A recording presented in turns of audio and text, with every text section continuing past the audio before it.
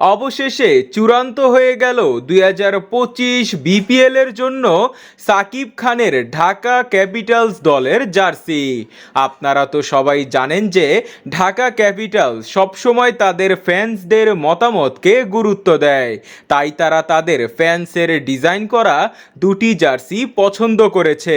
প্রথমে সবাই ধারণা করছিল তারা হোম ও অ্যাওয়ের জন্য দুটি জার্সি বানাবে, তবে ঢাকা ম্যানেজমেন্টের কিছু কন্ডিশন থাকার কারণে এবারের আসরের জন্য তারা একটি জার্সি বানাবে বলে সিদ্ধান্ত নিয়েছে। তো চলুন এক নজরে দেখে নেওয়া যাক কোন দুটি জার্সি ঢাকা ক্যাপিটালসের পছন্দ হয়েছে। স্ক্রিনে দেখানো এই জার্সিটি ঢাকা ক্যাপিটালসের ম্যানেজমেন্টের নজর কেড়েছে। ফ্যান ভোটেও এই জার্সিটি এগিয়ে রয়েছে। তবে যখন এই জার্সিটি ফাইনাল করার সিদ্ধান্ত হবে তখন আবার এই জার্সিটিও ঢাকার নজর কেড়েছে।